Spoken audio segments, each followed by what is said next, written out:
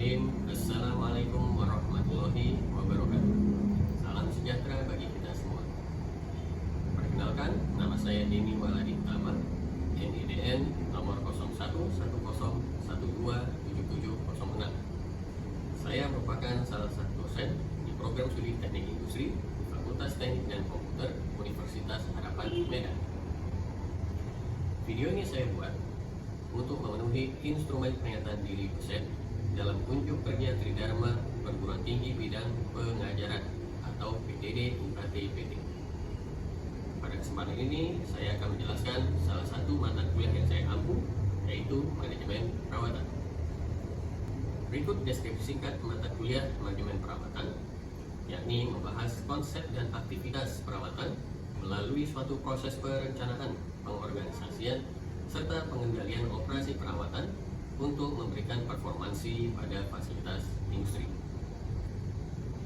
Capaian pembelajaran mata kuliah atau CPMK terdiri dari 3, dapat dilihat berikut ini.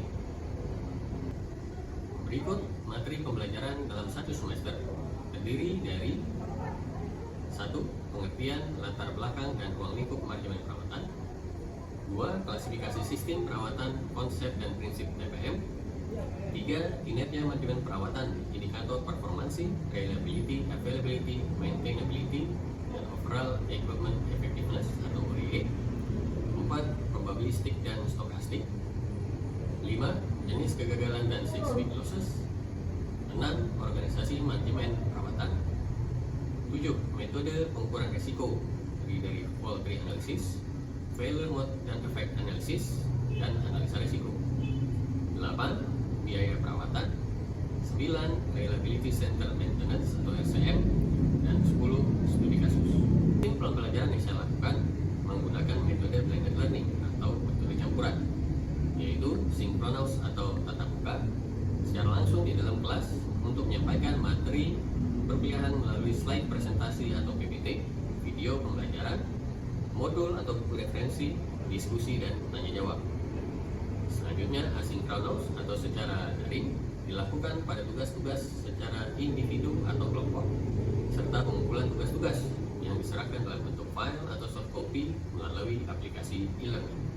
Sistem penilaian mata kuliah manajemen perawatan saya terapkan berdasarkan indikator satuan acara perkuliahan mengikuti RPS yang terdiri dari komponen kehadiran sebesar 10%, tugas dan kuis 15%, ujian tengah semester 30%, dan ujian akhir sebesar 45%.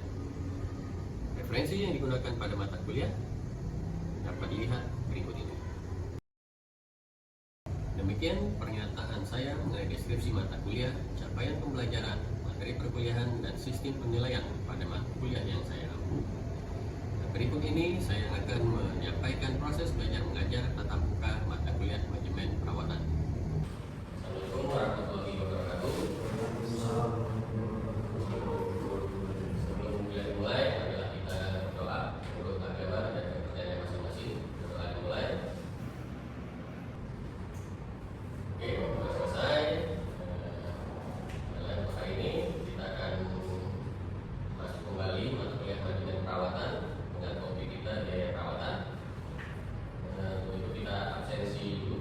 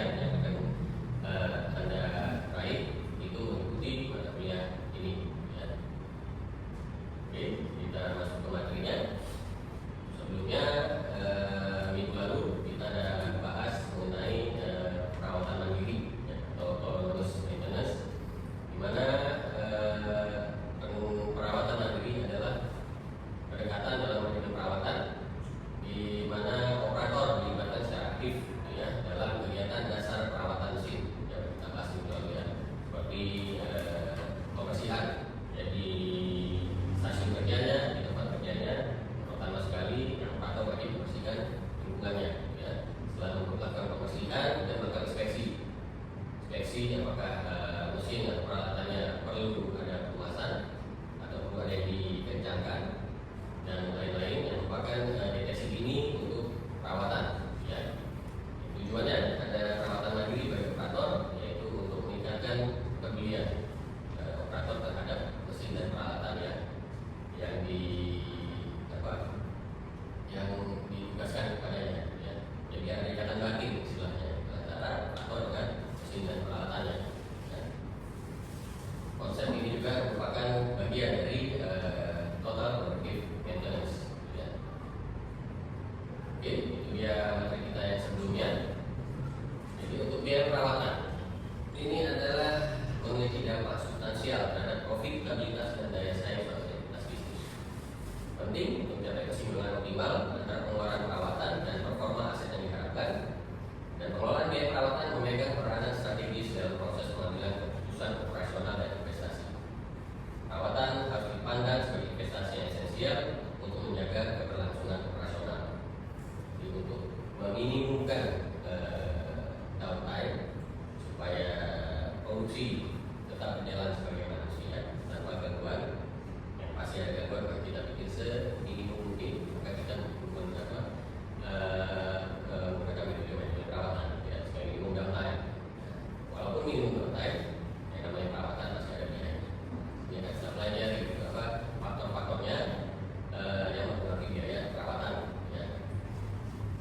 Untuk konsep dasarnya, untuk definisi sendiri, biaya perawatan mengacu pada seluruh pengeluaran finansial yang timbul dari aktivitas pemeliharaan, perbaikan dan penggantian komponen pada aset atau peralatan. Tujuannya meminimalkan total biaya kepemilikan aset atau total cost of ownership, memastikan ketersediaan dan keandalan aset pada tingkat optimal, meningkatkan efisiensi operasional secara keseluruhan, dan memperpanjang masa pakai aset. Nah, ini tujuannya. Ya. Kemudian dari level perawatan sendiri, kita sudah bahas di materi sebelumnya, bahwa level perawatan yang diterapkan akan secara signifikan mempengaruhi struktur dan besaran biaya yang dikeluarkan oleh organisasi. Jenis-jenis perawatan sendiri ada yang perawatan reaktif atau breakdown maintenance, ada perawatan preventive maintenance, ada perawatan predictive atau predictive maintenance, ada perawatan proaktif atau proactive maintenance. Ya. Jadi tergantung dari strategi yang digunakan. Ya. Kita juga sudah bahas mengenai strukturnya. Strategi apa yang digunakan dan organisasinya besar atau kecil tergantung juga dengan skop pabrik atau manufakturnya, ya, usahanya. Semakin besar, semakin banyak tingkatan hierarkinya atau biayanya juga semakin besar. Ya. Oke, kita bahas mengenai perawatan reaktif. Kita mengulang saja. Perawatan ini dilakukan setelah terjadinya ada kegagalan atau kerusakan total pada suatu aset. Untuk biayanya tinggi dan tidak terduga, meliputi pengeluaran perbaikan darurat, penggantian komponen yang mengalami kerusakan parah, serta biaya signifikan akibat waktu henti produksi atau downtime. Kemudian biaya keluar, potensi kehilangan penjualan, pengenaan denda akibat keterlambatan, dan risikonya meningkatkan risiko kerusakan sekunder pada aset lain atau bahaya keselamatan kerja. Kelemahannya, pendekatan ini dianggap tidak efisien dan berpotensi menimbulkan kerugian finansial yang besar. Itu jelas. Ya. Mesin berjalan, produksi berjalan, kita tidak melakukan perawatan sebagaimana mestinya, tiba-tiba satu alat rusak, tidak bisa digunakan, tentu produksi akan berhenti. Itu produksi berhenti, baru kita melakukan perbaikan, biaya yang timbul tentu akan besar, karena biaya pemeriksaan dulu. Setelah biaya pemeriksaan baru apa saja spare part yang harus diganti. Ya kan? Setelah itu dilakukan perbaikan, mesin bisa berjalan seperti awal, tapi berapa lama waktu perbaikannya? Jadi tadi sudah masuk ke biayanya, akibat hentinya berapa biaya akan hilang, berapa profit yang akan hilang, keuntungan yang harusnya diperoleh perusahaan tapi hilang karena produksi berhenti. Ya. Kemudian untuk perawatan preventif, perawatan dilakukan secara terencana dan berkala berdasarkan interval waktu atau akumulasi jam penggunaan dengan tujuan mencegah terjadi kegagalan. Karakteristik biayanya terencana dan stabil, biayanya terkait tenaga kerja, suku cadang dan material yang dapat dianggarkan secara efektif, kemudian mengurangi biaya kegagalan media, yaitu mampu mencegah kerusakan parah dan waktu dunia tidak terduga. Kelemahannya terdapat potensi over maintenance, yaitu pelaksanaan perawatan yang belum esensial, serta adanya biaya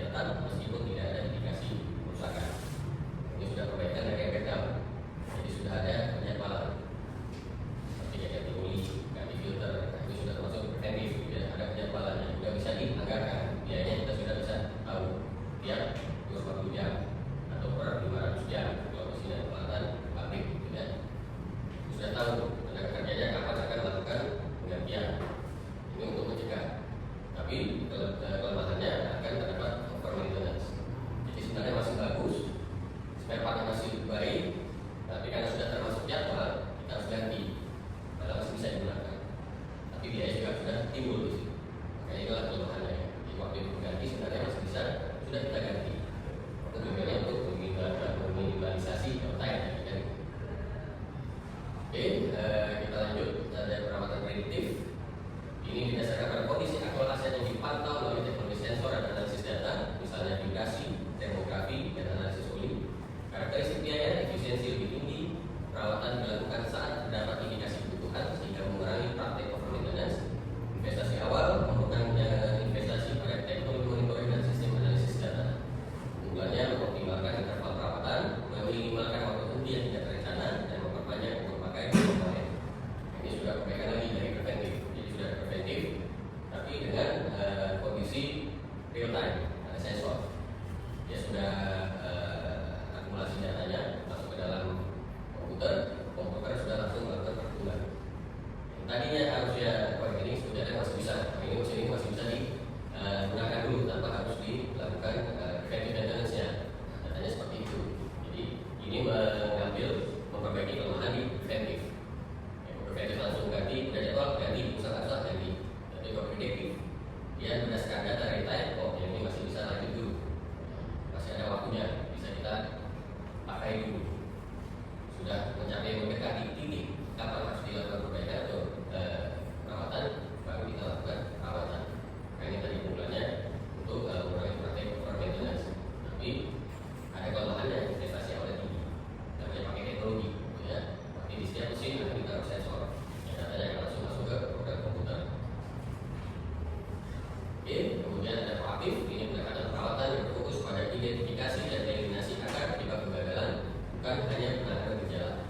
Untuk biayanya, investasi awal dalam analisis meliputi analisis akar masalah atau cost analysis, potensi modifikasi desain atau perbaikan proses, dan penghematan jangka panjang yang signifikan, yaitu mampu mengurangi frekuensi kegagalan secara drastis sehingga memerlukan total biaya perawatan.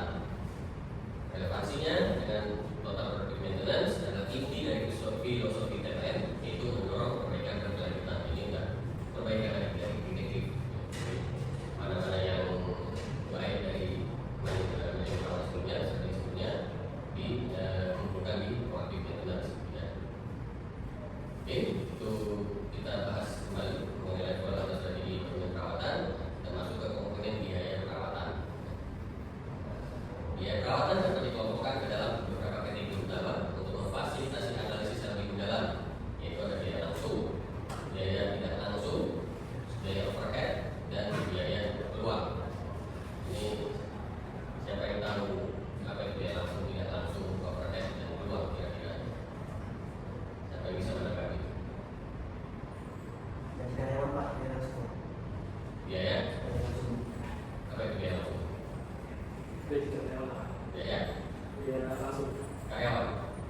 Oke, biaya langsung. Nah, kalau yang tidak langsung ya?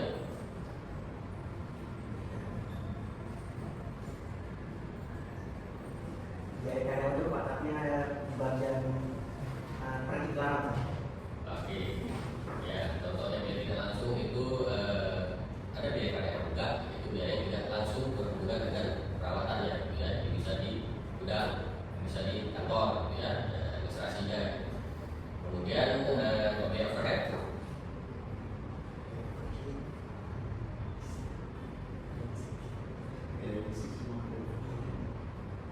Nah, apa tadi? Berapa?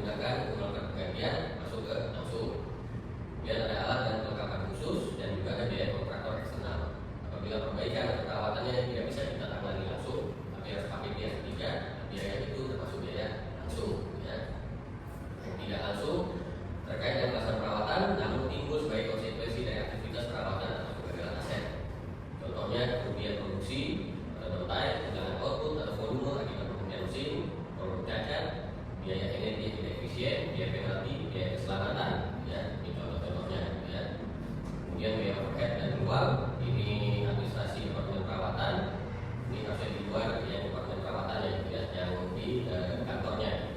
Dan biaya pelatihan dan pengembangan personel perawatan, biaya depresiasi dan biaya asuransi ini yang overheadnya. Dan uang tadi kehilangan potensi keuntungan atau pendapatannya seharusnya dapat diperoleh jika aset beroperasi secara penuh, kehilangan pangsa pasar dan dampak negatif akibat reputasi perusahaan. Jadi opportunity cost ini istilahnya harusnya jatuh produksi ya. Bulan ini kita memproduksi 1000 ton, tapi dalam 1 bulan ternyata cuma bisa tercapai 700. Kenapa?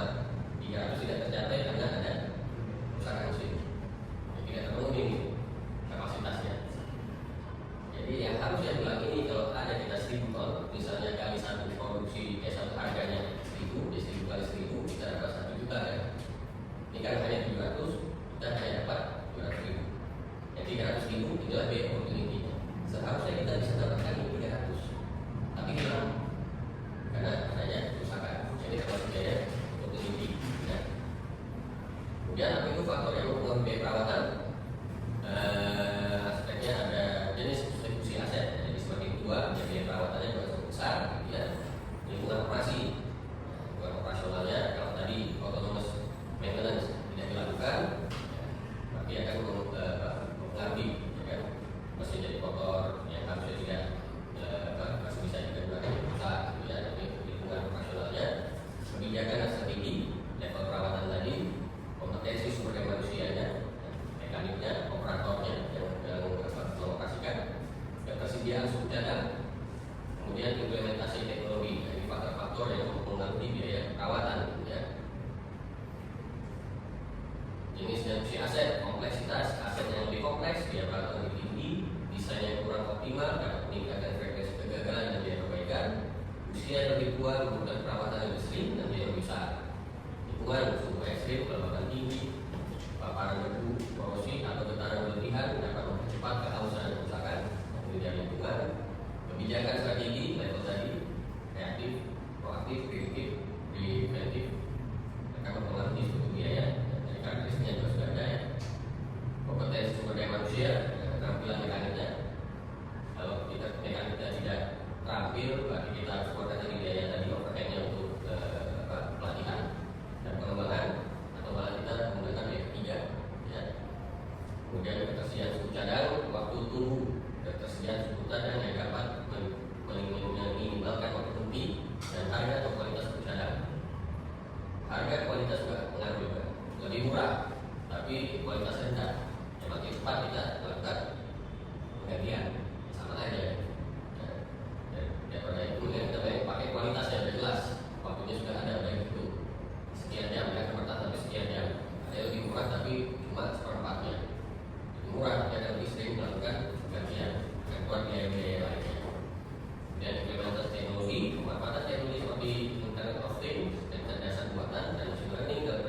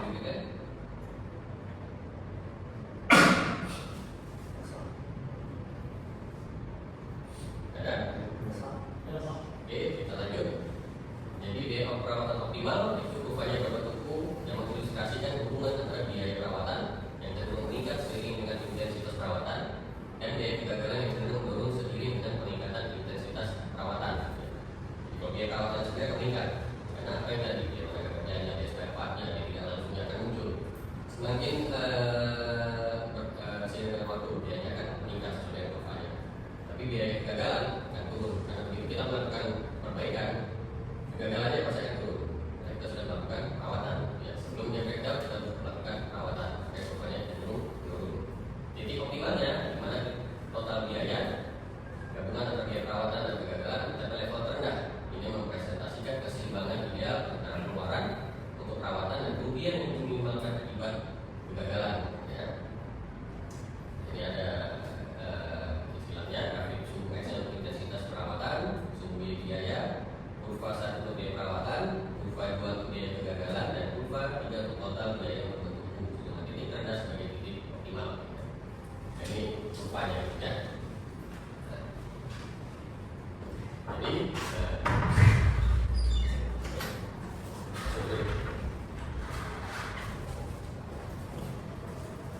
oke, ini tadi dia. Ini total cost-nya. Ini profilnya akan didapat dari gabungan antara cost of failure-nya, total biaya kegagalannya, dan biaya perawatannya. Jadi biaya perawatannya semakin meningkat aktivitas perawatan, biaya akan semakin ke atas. Sesuai ya. Dan biayanya, biaya kegagalan akan semakin kita melakukan aktivitas, nanti biayanya akan semakin turun. Jadi akan semakin minimum downtime-nya, ya. Gabungan antara kedua kurva ini adalah total cost of maintenance. Di mana posisinya perpotongan ini adalah titik optimal. 9 berapa rupiah? 9 rupiah yang menentukan bahwa di titik ini apabila perawatannya biayanya lebih besar dari titik ini masuk ke excessive preventive maintenance, biaya berterusan. Sudah berlebihan. Di bawah ini ada yang insufficient, terlalu kurang. Ya. Jadi bagusnya dia optimalnya di antara garis ini. Inilah rentang. Biaya di antara rentang ini berarti mesin dan peralatan masih oke. Tapi kalau di sini terlalu kurang, berlebihan, berarti sini harus lihat lagi ke mesin peralatannya. Apakah sudah waktunya diganti atau tidak? Kenapa dia harus terlalu berlebihan? Kalau kurang dilihat juga, kenapa tidak ada biayanya? Dilakukan perawatan atau tidak? Kenapa dia di sini biayanya? Lihat lagi. Nanti ke level strateginya. Kalau breakdown dia nggak di sini ya. Begitu breakdown dia langsung di sini, gitu ya. Kalau dia masih besar. Jadi gabungan total biaya tadi adalah rentangnya. Masih di batas ini, berarti mesin peralatan masih oke. Ya. Di atas itu berarti mesin peralatan sebaiknya juga waktunya untuk diganti. Karena saya akan lebih besar lagi biayanya. Oke, ini ada istilah maintenance is not a cost, but it's an investment in reliability. Jadi menurut Anda, apakah perawatan itu hanya membuang biaya atau justru menghemat biaya di masa depan? Mana? Siapa bisa menanggapi? Bisa menanggapi kalimatnya. Bahwa perawatan itu bukan biaya, tetapi investasi untuk ke asal. Mana? Menghemat biaya sih Pak di masa depan. Iya. Karena biaya perbaikan itu kan kayak nggak setengah sih Pak, seperti mungkin beberapa dari biaya ganti atau biaya kayak rusak, misalkan ada ganti peralatannya atau ganti toolsnya. Jadi menurut saya tuh perawatan itu menghemat biaya. Memang menghemat biaya, ya betul ya kata Sri tadi. Jadi maintenance sebenarnya bukan biaya. Memang ada biayanya, ya. Biaya perawatan masih ada, gitu ya. Tapi itu bukan hanya sekedar biaya. Kalau tadi levelnya dari breakdown, oke, maintenance itu cost. Karena begitu rusak perlu ganti, bahkan begitu rusak langsung bisa ganti mesin misalnya kan. Karena tidak pernah dilakukan perawatan. Tapi kalau sudah levelnya ke preventive, predictive, apalagi sampai ke